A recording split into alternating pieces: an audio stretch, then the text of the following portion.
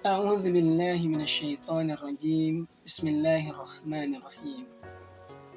Lomba layangan bersama kepala desa. Jangan berputus asa. Assalamualaikum warahmatullahi wabarakatuh.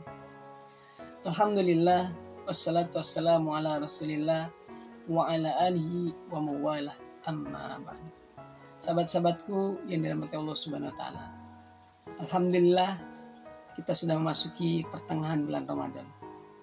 Karena pertengahan bulan Ramadan ini adalah masa-masanya maghfirah, pengampunan.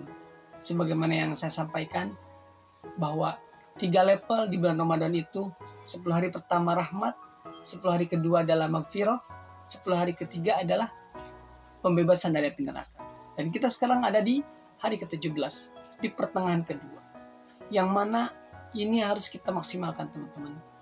Kita mungkin pernah yang namanya jatuh dalam kubangan kesalahan di masa lalu.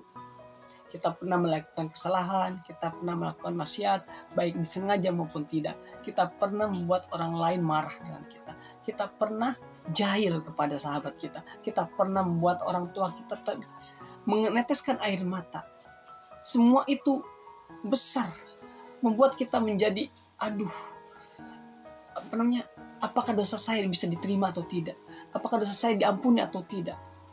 Kalau mungkin kita minta maaf kepada orang tua, pasti dimaafin orang tua atau ke sahabat. Itu kali ini tanda tanya kalau sahabat, apakah dia pemaaf atau tidak? Nah, intinya dengan manusia kita akan mendapatkan kesulitan, tapi tidak dengan Allah, teman-teman.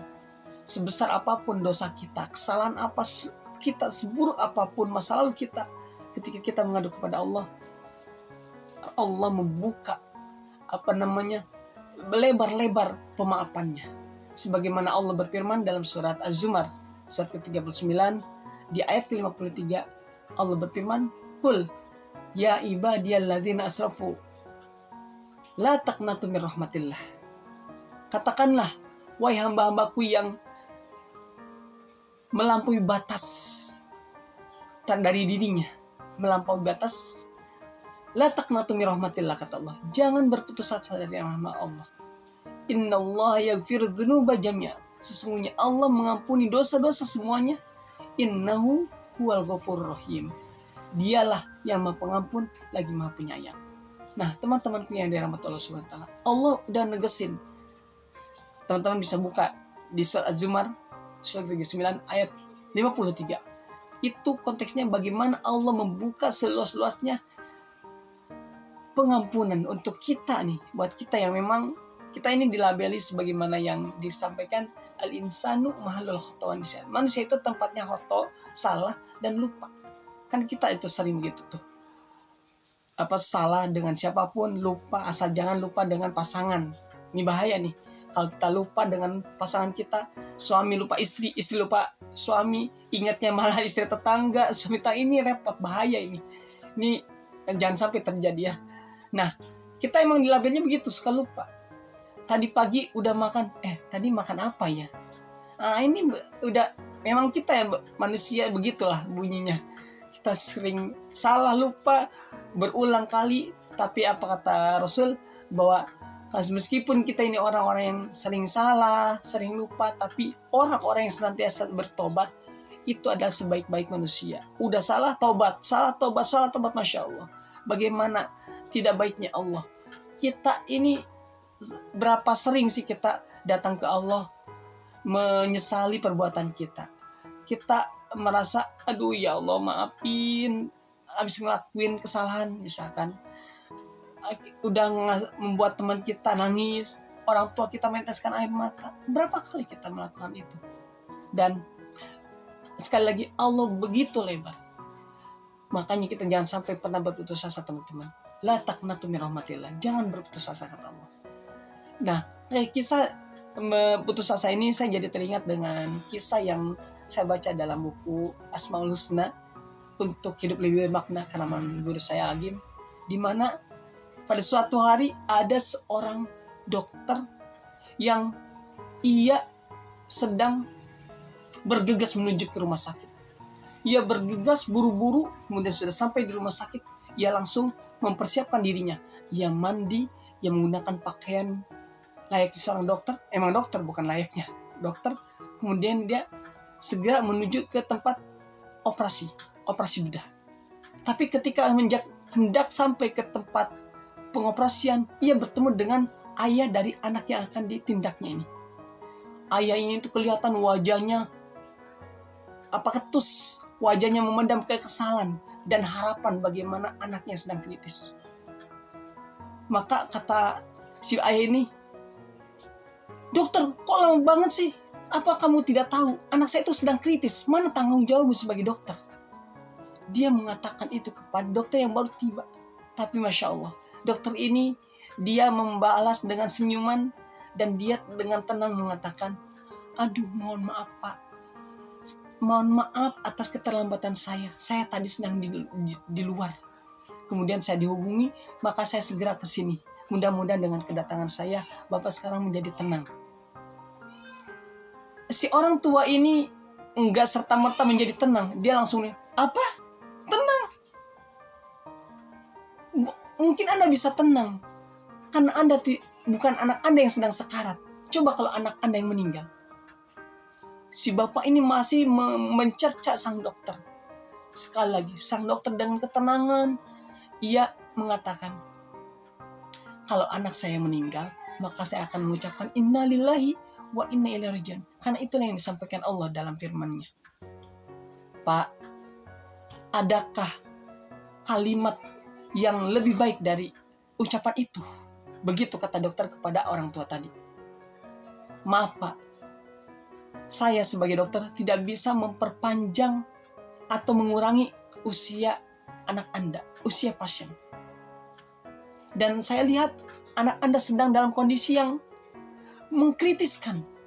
Saran saya, coba Bapak pergi ke musola rumah sakit, Bapak banyak berdoa, banyak ibadah agar Allah menyelamatkan anak Anda."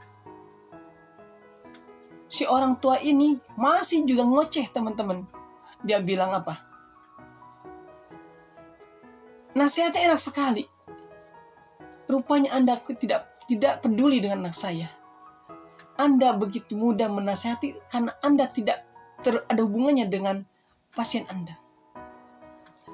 Tapi sang dokter ini segera bergegas untuk menuju ke tempat ruangan operasi.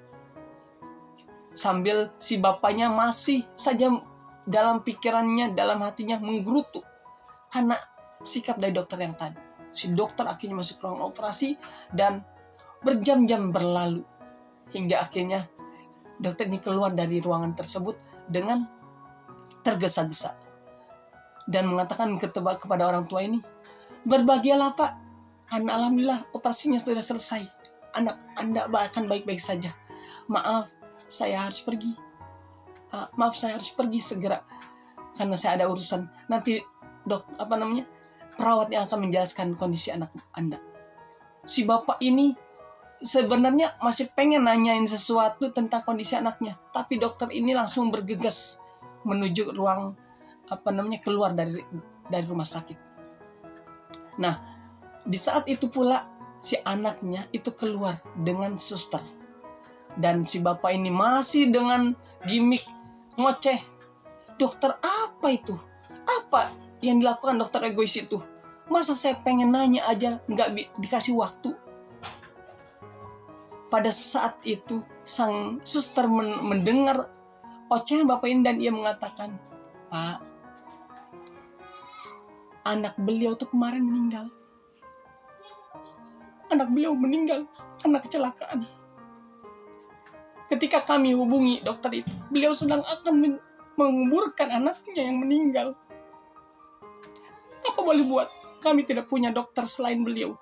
Dokter bedah kami hanya di beliau." Maka beliau dengan sudah meninggalkan segala kesedihannya datang ke sini untuk menyelamatkan hidup anak Anda. Mohon Bapak untuk mengerti. Nah, teman-temanku yang dirahmati Allah Subhanahu wa taala, ini sebuah kisah nyata, bukan buat-buat. Ini kisah nyata yang saya baca dari buku guru saya Agim Asmaul Husna untuk hidup penuh makna. Dan dari kisah ini bagaimana seorang dokter yang penuh dengan kesabaran dan dia tidak berputus asa dibanding dengan seorang ayah yang ia berputus asa dan dia hanya menggantungkan kepada dokter.